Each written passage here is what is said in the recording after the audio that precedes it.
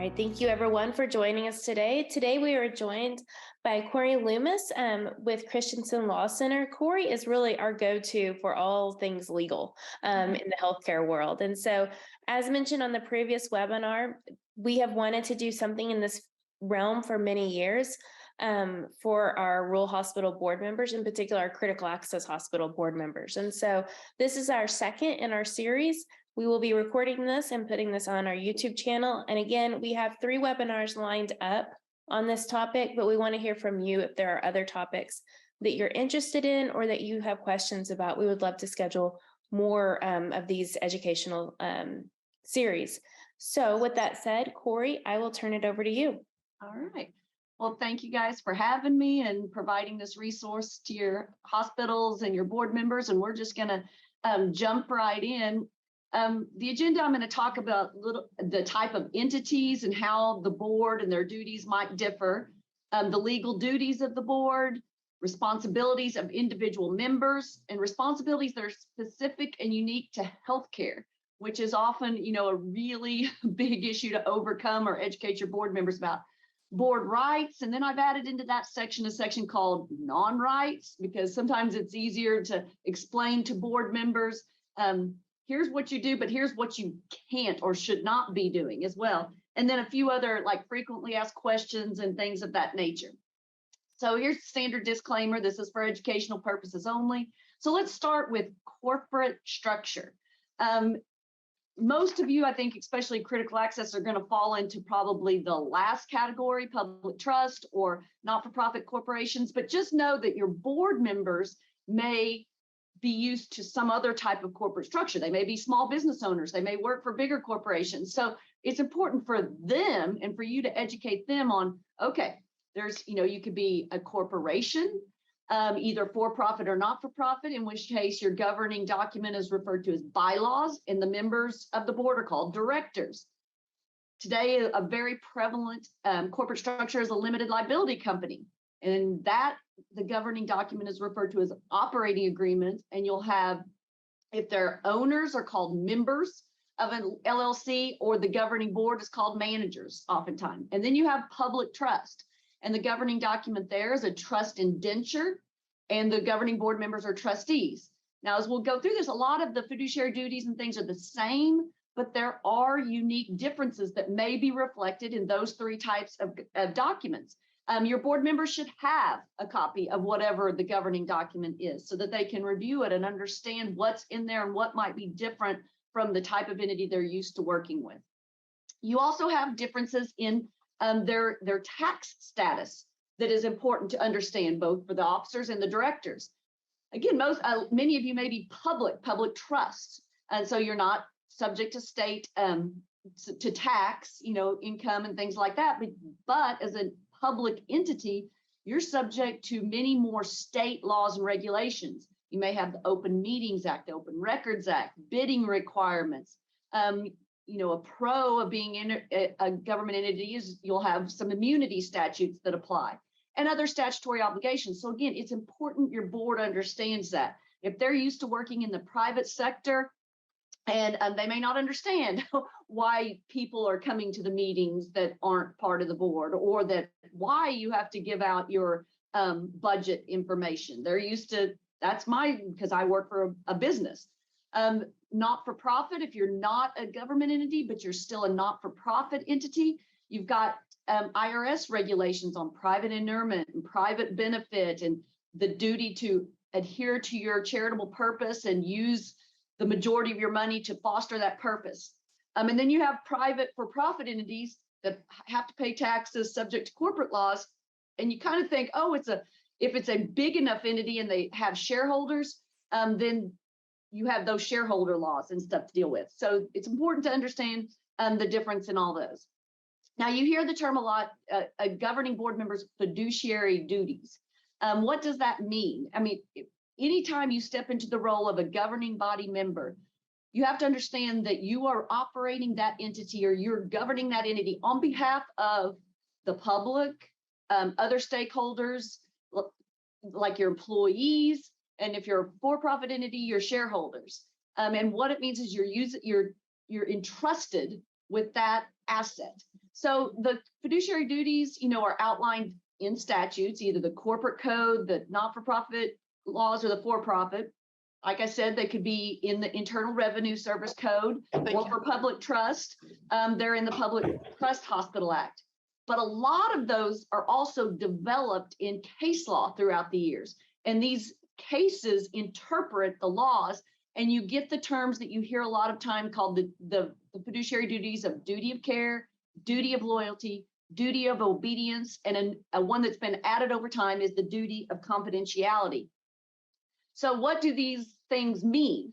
Well, the duty of care describes the level of competence that is expected of a board member and is commonly expressed as the care that an ordinarily prudent person would exercise in a like position under similar circumstances.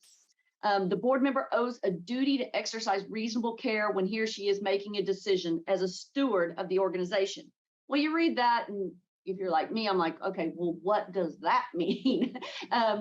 Sometimes it helps to see some examples. It means duty of care. A board member cannot abdicate their responsibilities. I mean, they have a responsibility, and they can't do a stick your head in the sand sort of mentality. They should be preparing for meetings. Is the board packet sent out in time? Are they reviewing it? That's the expectation. Obviously, it may seem obvious, but board members should attend and participate in the meetings.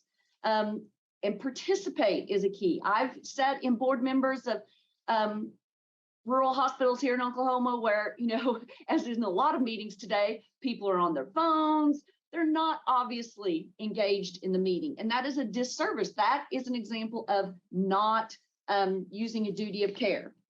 And you can tell most of the time because, the board meetings that I'm asked to attend, usually to present a legal issue, I know we've circulated, for example, it could be the CEO's contract, and we've circulated it to the board members to review but for prior, and okay, do you have any questions? And there will not be one question.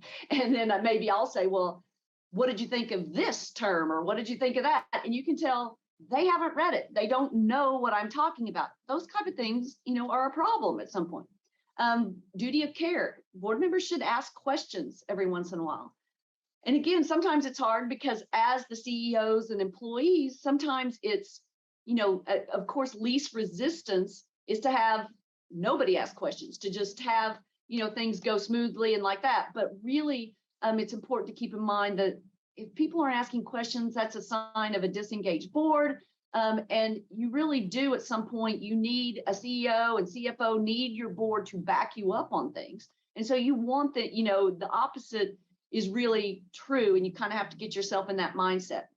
The board members should seek advice from experts, consultants, or advisors as they need to. They should exercise independent judgment, not, form cliques within the board where they're just doing what, and unfortunately, I've had that example too, that you go into and you say, well, you're talking to the CEO. Well, how do you think the board members are going to vote? And they will go down a list. Well, Sally always votes with Sherry and blah, blah, blah. Well, all the board members should be independent and use that judgment, and they should vote no when necessary. It also might be a sign that, okay, if there's never it's, no votes or questions or things like that, that's also maybe not a good sign. Duty of loyalty is easier. I think we all kind of understand or intuit this one. The duty of loyalty is a standard of faithfulness and undivided allegiance when making decisions affecting the organization. A board member can never use information obtained as a member for personal gain, but should act in the best interest of the entity. So this is, the first thing that comes to mind is you should avoid conflicts of interest. And many of you, especially, public trust and tax exempt, you're a best pattern or best practice is you have to sign the, ask your board members on an annual basis to sign a disclosure form, ask them to put anything that might be a conflict, potential conflicts. And then of course, if they do, and the other board members identify that as a conflict, then those members cannot participate in any discussion or vote in a matter in which they have a conflict. The duty of obedience, this one is a little bit more hard because sometimes these days the word obedience is in and of itself offensive to people or something like you're not going to tell me what to do sort of thing, but it requires in this context, it means it requires board members to be faithful to the organization's overall mission and to kind of, play by the rules is what it means. Members cannot act in a way that is inconsistent with the goals of the organization. If you're a public trust, that the organization will manage those funds for the best interest of the public. And then you have a fiduciary duty to spend the public funds wisely in that. And it requires members to obey the law, obviously, but also the organization's internal rules and regulations. And so this is an important one, and I'll mention it again, but one of these is always when I was being onboarded or on a board that I was asked to participate in, I went to the onboarding meeting and everything. And, we were told that part of this was that you had to observe the chain of command. You could not just, and at first I was like, well, if it was a school board issue and a school. And so we're like, well, if another parent comes up to me, I'm sure I'm going to listen and then I'm going to try to take. But as we went on, I was like, no, that is not the right approach. We'll get to the board hires the CEO. The CEO hires the CFO and the other employees. So the board then, if you get, and this happens all the time, especially in smaller communities, because you know people and they know who you are. So instead of going to the CEO, they come to board members. And that's always, an easy way, a slippery slope to disaster in a lot of circumstances. And so there has to be an agreement amongst the board that we just redirect your response initially, unless it's something that is about the CEO or, a huge illegal, something illegal is going on or a big compliance issue. The response has to be to the person coming to you is, have you talked to your manager, your superior, or to the CEO? And let them have the opportunity to address the issue within the course. That's what they're hired to do. And just the miscommunications and the lack of, or the hard feelings that occur from not doing that have really been disruptive to many of the organizations I've worked with. So you, at least for an example, might be, well, you can't assume when a board member takes it upon themselves to start listening to a complaint or something like that and addressing it by themselves, then the board member has to realize they're making the incorrect assumption that the CEO hasn't already tried to do something about it, or isn't in the process of doing something about it, or even knows about the problem. And so it's incumbent upon you to say, you've got to make the CEO can't address a problem they don't know that is even existing, because employees and members of the public are going around them. So they have to be able to do that. And it doesn't mean a board member can't follow up and say, I want, or give the CEO or CFO a heads up and say, I was approached by a member of the public, or an employee today about this issue. I told them to come talk to you, just giving you a heads up. Let me know, how it goes. And you can follow up with those kind of things and check that it was addressed, because then you're overseeing it. But board members shouldn't interject themselves into that. So, and we'll mention that again in a minute, because that's probably the number one issue that I've seen with my, clients and especially rural facilities in my 28 years. Duty of confidentiality wasn't really identified as one of the original fiduciary duties, but it has become one over time. It's related to, you're not supposed to disclose confidential non-public information as a board member. Usually in a for-profit company or one that's not, that means your strategic plans, your financial information. But for hospitals and healthcare entities, you have additional privacy concerns, and that is peer review privilege. You wouldn't be able to, or it would be a violation, or you waive the privilege if you started disclosing credentialing information outside of the hospital, as well as, we know, patient information in the HIPAA rules. So healthcare entities have a heightened duty of confidentiality because of laws specific and unique to healthcare entities. Other breach of fiduciary duty examples could be ultra vires acts, which simply means a board member is acting outside the scope of their authority, competing with the corporation. This is, oftentimes an issue in healthcare, because you could have your hospital, and then you find out a board member is opening up a surgery center or an MRI or something like that. Well, that's competing with you. And so that would be an issue. Or secretly profiting from corporate business. Again, in small towns or rural or really anywhere, you might find out, okay, the hospital wants to buy land to build something new. And if you found out one of your board members went and bought the land first or something like that, that would be, secretly profiting or something like that. Board members do, though. I mean, a lot of times the questions will come up is, well, what if we make the wrong decision? What if we exercise, we're trying to exercise our duty of care, but things happen. Maybe in hindsight, something will not look as, good as it did initially. And there are protections, especially in public trust. You have some statutory immunity protections and not-for-profit, but you also have, it's a really high bar, even if you're a for-profit normal corporation, that boards are able to rely on the information they are given from their officers and employees, which is probably the people I'm talking with, or their lawyers and accountants and a committee of directors. If you have reasonably believe that you should be able to rely on this information.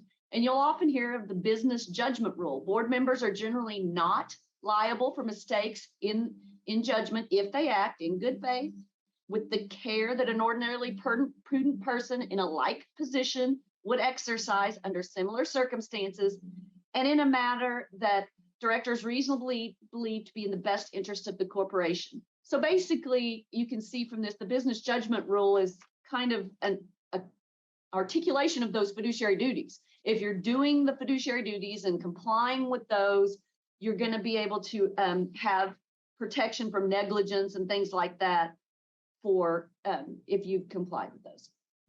Here's some examples, though. Again, it always helps to me to see some examples. There's one hospital case, the Stern versus Sibley Memorial Hospital. In this case, the trustees deposited hospital assets at local banks at low or no interest. And so there was really no reasonable investment of the money they held in reserves. The board members that were making this decision had ties to the bank, so a potential or actual conflict of interest. And the finance committee never met in 10 years to look at this. They were found guilty or liable for a breach of fiduciary duty. Take this case and contrast it into this Caremark case, which is a large national company. Caremark had to pay millions of dollars in violations. The entity had to pay millions of dollars for violating the fraud and abuse laws. The board members sought legal advice from lawyers before they executed this plan. Turned out the lawyers were wrong. However, the board members were not held responsible for a breach of fiduciary duty because of the business judgment rule and their ability to rely on experts. They went out and got reputable law firm and hired them, and it was the advice of counsel was incorrect. So, but they did their duty and they were not held, even though the company did have liability. So for board members, I always, potential board members should ask. And so you flip this, hospital executives should think of this and say, here's some, if you're not asking these questions, here's information you should be asking before you get on the board. And this will also help you evaluate, to the extent you have control over this, whether you're going to have a good board member or not, vice versa. And I know, again, if you're in a public trust hospital situation, if you're a county, the county commissioners are appointing your board members. If you're a city public trust, then the city council is. And so sometimes you don't have control, but to the extent you do, or that you can also then inform the county commissioners or the city council, look, don't just put your buddy or your friend or your cohort on it. We need some people that are really going to be engaged. But here's some question, does the hospital or company have directors and officers liability insurance? This should apply even if you do have some immunity. There's areas for which you still might not, and so you should. Indemnification provisions in your articles of incorporation, and they should, be concerned about that. What is management's approach to compliance? Again, if they're not familiar with healthcare, they might not even realize they're stepping into a very, very regulated, they're going to be representing and governing a very, very regulated entity. What is the financial position? again, nothing is worse than a rude awakening that you think you're going to get on a board and everything's going right, and you attend your first meeting and find out everything is not all right. There is some big problems. So people should know that coming in. What is the financial position? Are you struggling, or that? What are your biggest issues you're addressing? And, from your standpoint as executives or from the board, what am I getting into from the board members' perspective? And from the officers and employees, are you willing to help us with these issues? If you're struggling financially and you need to pass a sales tax, are they going to help you in the community advocate for a sales tax? If you need a bond passed, same thing. Are you going to help with this? Do you have the time to help with this? Are there any legal or financial issues, compliance issues? Heaven forbid, is the entity under investigation for anything? If you had big overpayments? I think it's important. Is the board cohesive and harmonious, or is there division? Again, for somebody coming on, if they're coming on thinking this is going to be, sunshine and roses, and there is people at loggerheads, it's really a disservice not to give them heads up before they come on. Is management team stable? Has there been a lot of turnover? What is the time commitment and expectations? And then from your perspective, like I said, are you willing to devote time? We meet on a monthly basis. The meetings take 2 hours, that kind of stuff. Can you attend? Now, of course, people's circumstances change, and even though they could when they came on the board, but you want to know, at least initially, that they can commit the time you need. And especially if you have some of those special projects coming up, like, being out in the community to try to raise support for a sales tax, you need their buy-in that they have extra time, and any other important details. So the role of the board, it's very important to stress, and this will be more detailed in the next session that's coming up, but the role of the board is to govern, not to manage the organization. And again, that is very hard sometimes for some board members to understand and to execute. So the difference between those, a board role is to focus on long-term objectives, strategic planning. Here's the goals we have set. Establish or ensure policies are in place. Do you have a compliance program? Do you have HR policies? Hire, and then ultimately hire and require reports from the CEO. That's the one employee that the governing board hires. Then the CEO, they may get reports and provide budget, and within this budget, we're going to hire these people, but that's the one employee they oversee and get reports from. In hospitals, again, we'll talk about this in a minute, but credential providers, and review and respond to the staff reports given. Whereas an administrative role opposed to that, that's governance. This is now administration. Administration implements the strategic plan. The board should be given progress reports. Here's what our goal is, but the implementation is supposed to be the actual employees and officers. The officers and employees implement and enforce the policies that have been approved by the board. Handle day-to-day operations. That's where it gets in so important to follow the communication chain of command. Let the CEO and employees handle day-to-day operations. Administratives deal with employment issues and prepare and make reports to the board. Other roles of the board: establish the mission and goal, and if those change, be responsible for that, make the change official, make policies and decisions to support that mission and goal, oversee performance and exercise accountability. And then, oftentimes the key thing is to community relations, be out there advocating for the hospital or the facility, making sure the community understands how important the hospital or center is to the community in terms of jobs and healthcare, and making a vital community. And a lot of times that isn't successfully done by the board members. And if you have people that are actually working against you on the board, it's even worse. Select the executive, like I said before, support the executive and review performance. Communicate with the executive. Part of that is I've seen, unfortunately, in the past that things, just through bad communication, that things are starting to go wrong, but nobody tells the CEO or the executive officers until there's a big blow up. And so those being proactive and saying, well, this isn't, we're behind schedule, or we've had several employees complain. They've given one facility I worked with, there were things being brought to the board's attention, but they didn't address any of them until literally the doctors on staff turned in their resignation. And this was a small hospital. And so those were the doctors. And they had to then really scramble to try to, well, we've got a CEO, and that's not really supporting the CEO either, because that CEO should have been told long before, so he or she could try to address it and say, because if it's just a communication, maybe take the people to lunch, you have a meeting, some of those. So don't let things get out of hand like that. Ensure effective organizational planning, the strategic plans. Laura and I were talking before people got on board. I'm happy to hear she said she's working with several that are doing strategic planning, but I've worked with a bunch that, well, when's the last time you did strategic planning? And it's a long time ago. And, I will hear things like, well, the board they won't dedicate any additional time to a retreat or to a long meeting. I mean, if I go over an hour at a meeting, they walk out. Well, that's a problem. And the board should look and reflect on that. They should do their own assessments of themselves. Again, board should oversee administration, not do their job. And here's the list. And we've kind of talked about most of those so far.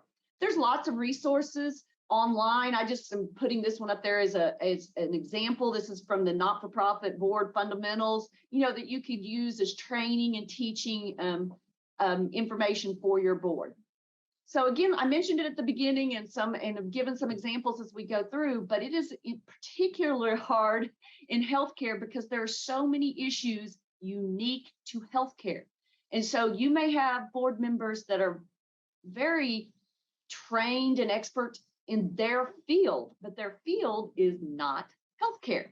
And so they may come with totally different perspectives and want you to do things you cannot do because of the regulatory environment. So it's important, again, to have some sort of onboarding and training to get board members thinking about, or at least become aware of, that healthcare is very, very different than some businesses that they might otherwise be used to.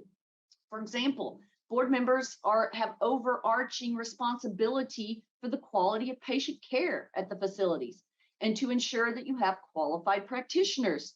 Again, that goes back to serving the community, fostering those commitments and your goals. There's, like we said, healthcare is extremely regulated. So you have statutory and regulatory compliance issues that other businesses may not. And then heightened public advocacy duties. Issues, again, more state licensed. You're a licensed entity. And you have to have that license to operate. And so you may have flexibility in other areas, but you have to have a license to operate. You also have Medicare conditions of participation and that are tied to your payment sources, which really is misunderstood by a lot of board members. Hospitals, the regulations and the critical access regulations are cited there.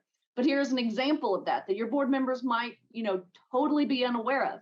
That the hospital must have an effective governing body legally responsible for the conduct of the hospital, and the governing body of a hospital must appoint the medical staff members. If your board members don't even know what the term medical staff members means, then you have some education to do. Ensure the medical staff is accountable to the governing body. Ensure the care is provided through qualified and licensed practitioner. Ensure you have a budget, and appoint the chief executive officer. Also, just the other compliance issues. Does your board know what the False Claims Act is? Have they ever heard of EMTALA? All those type of things. And a document you might want to provide them, and the board members might want to familiarize themselves with, is, for example, in 2020, the Office of Inspector released a white paper called Practical Guidance for Healthcare Governing Boards on Compliance Oversight, going over their specific duties in regard to the 4 areas of board oversight they are expected to be on top of. And that is the roles. This document covers the roles and relationship between the organization's audit, compliance, and legal departments, if you have those, or those functions, I should say, in small hospitals. A mechanism and process for issue reporting within the organization.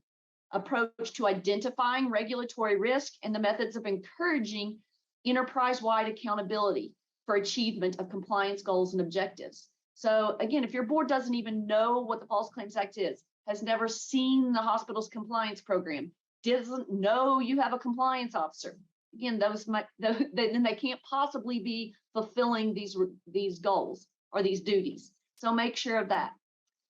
And then, again, this bears repeating all the time, especially in regard to healthcare finance, is healthcare entities do not operate like other businesses. You can give them, for example, in a for-profit world, consumers pay the same price. Walmart sells toilet paper for whatever it is, $10 a pack. The price may go up, but it goes up for all consumers at the same time, or it goes down for, they may run a sale, but whatever that price tag is, everybody's paying it on that day or whatever. The prices are always set above. The whole goal is to make a profit. So of course, unless it's a loss leader product or something, they're set to make a profit. And if you're in a store and you can't pay, you can't buy it. And I'm sorry, this graphic, it should be a hospital, and I guess I got the same graphic, but in the hospital world, ignore the Walmart thing, it's highly regulated, and you can't say, sometimes consumers pay different prices because they are in different health plans that have negotiated different prices. Unfortunately, some may even reimburse at below cost. If you're critical access, Medicare, you have supposedly the 1%, but other pay, in certain circumstances, there may be some prices that are below your cost.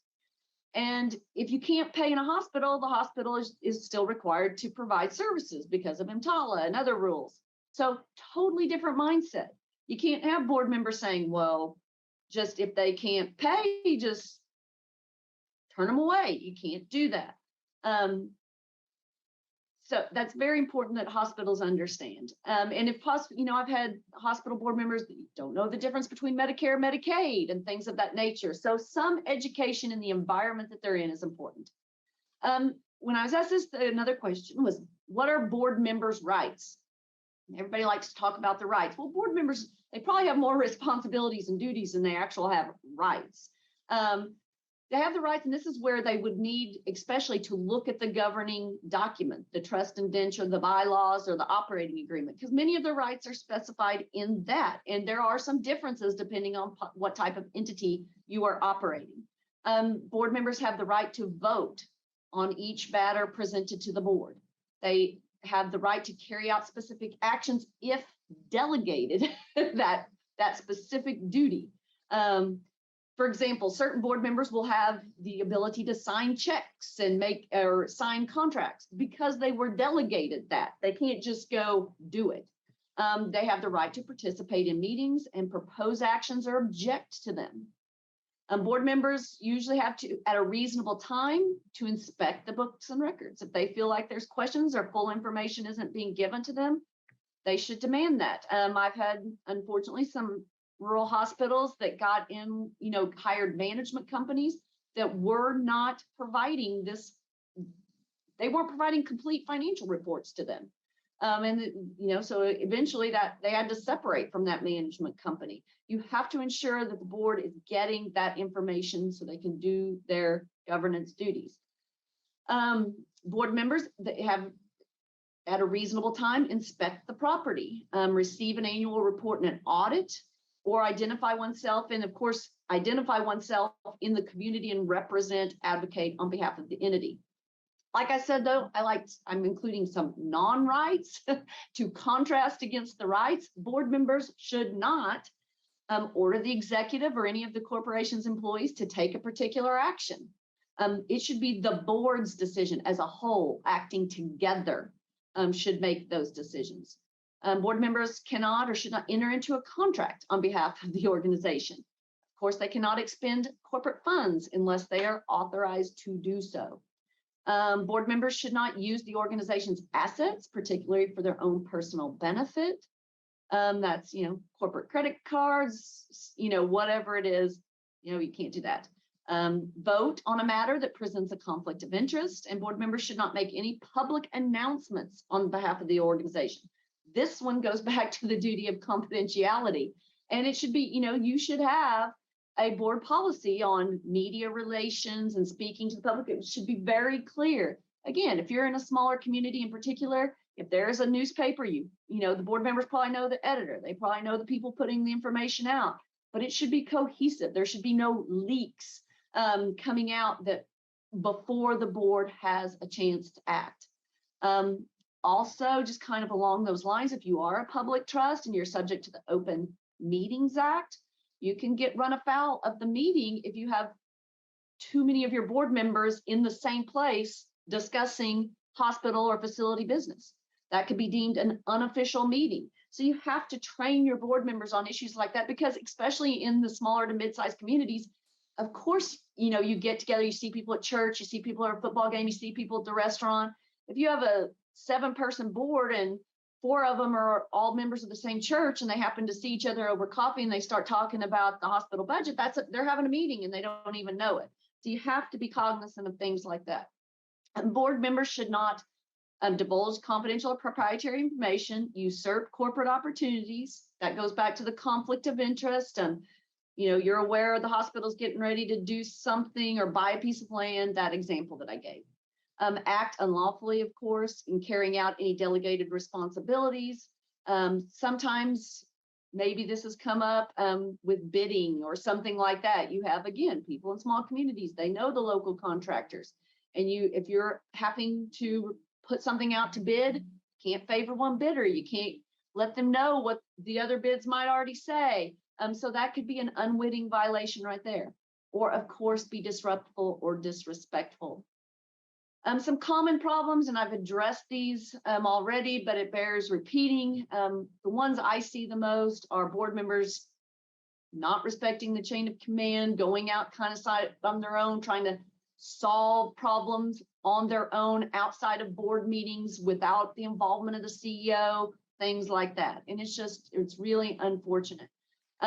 Or getting board members just to devote enough time and attention to what they're doing. And again, I mentioned just even not only just outside of the board meetings being an advocate, but I've had boards and CEOs report just getting people to the meetings or to pay attention at the meetings.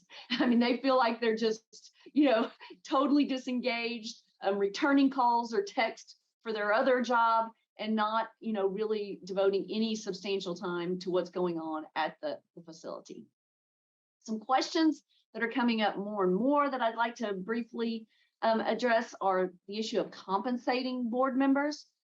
A May 31st article of this year from the Health Financial Management Association was titled "More Not-for-Profit Health Systems Opt to Pay Board Members." And, the all-volunteer governance model that dominates not-for-profit health systems and hospitals is losing adherence as the role of board members become more complex and demanding. And so naturally, the trend is to say, if you want the quality of the type, the experience of people that you need to run such a complicated, complex, regulated entity, you're going to have to compensate them.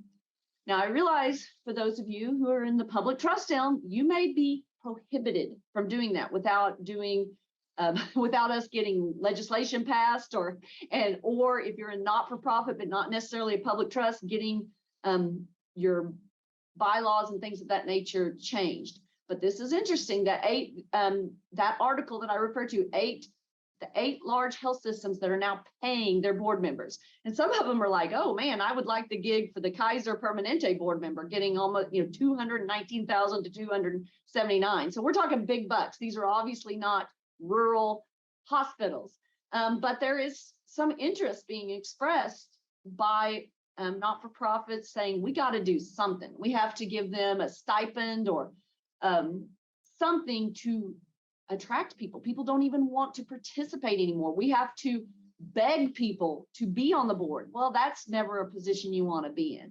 So this is a movement you just need to be aware of and look at, and I do know that some states, I think Iowa has passed, had to go and get legislation passed to do this. So it may be on the radar going forward.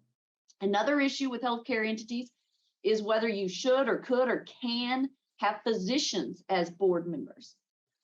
Back in 2012, 10 years ago, the CMS issued a change to the governing body condition of participation that we mentioned before that would have required that a hospital's board include at least one member of the medical staff. And that caused a firestorm of feedback. The American Hospital Association came out strongly opposed to it. The AMA, the American Medical Association, supported it, and CMS retracted that rule. It was also just historical through the days that it was often just a practice that a physician would be on the board. But because things have just changed so dramatically, and now I think the statistic is that 75% of all physicians are now employed by the entities that they work at, a lot of the board composition issues have changed. And so, but there's still pros. I mean, you just need to understand there are still pros. It could promote hospital physician alignment to have a physician represented. The other physicians on your medical staff, if you're lucky enough to have more than one or two, may have more trust in what the board is doing if they think a physician is there, acting as their representative or voicing. And of course, physicians are on the front lines of healthcare, and so they possess insight into clinical strategic planning. They would be the best people to know, do you need a new piece of equipment? Do you need what can we do? What are the trends in medical care? They are familiar with the underpinnings of quality and safety, some things that the board, members themselves would not have any understanding of. They have first-hand knowledge of frontline hospital operations and an understanding of the growing difficulties of recruiting and retention of physicians and other healthcare members. But there are cons, and most of the time, especially in smaller facilities, these cons may outweigh the pros because there are concerns about insiders on the board. And then again, every time physician compensation comes up, there'd be a lot of issues that possibly the physician members would have to abstain from discussing and voting on. That's the same thing as the next one. Their conflicts of interest may come up. And then the political ramifications, especially if you do have a small medical staff of, well, I didn't get selected and they did. So it could go either way. Does this facilitate communications, or does it alienate half of your medical staff? I mean, that is one issue. And then just maybe apprehension from other board members saying, well, are we going to have any input at all on other medical providers and credentialing and stuff, because will the physician just dominate that conversation? So you really have to work through those issues. Some alternatives that I see more often than not are, developing a physician advisory committee, or having the chief of staff a non-voting member that comes and gives reports and has that dialogue and input on the board, but isn't an actual voting member, or your medical director, do that. So that is the end of my prepared comments. Laura, are there any questions online that I need to address before we sign off? I'm not seeing them in the chat. I know we have a small group. So Dan and Alyssa, do you guys have any questions or anything that you'd like to share? Your board, that when they watch this online, that we should address? Yeah, Alyssa, it's a great session. Thank you. Yeah, again, I know many more folks will be watching this online. So if you have any questions or concerns or comments, please feel free to reach out to me. I believe on the next slide is Corey's contact information as well. And also along these lines, if there are specifics that you'd like to dive deeper into, please let us know. Yeah, thank you guys for the presentation today. Corey, very good. I did already print off that white paper from the OIG, so that's a helpful tool resource. Thank you for that. Very good. Well, if there are any follow-up, you call Lara, or I'd be happy to provide additional information as well, or through Lara too. Yes, and we will be sending out the link once we get it on our YouTube channel. So thank you all for your time. Thank you so much, Corey, for this great presentation. And everyone have a great rest of your day.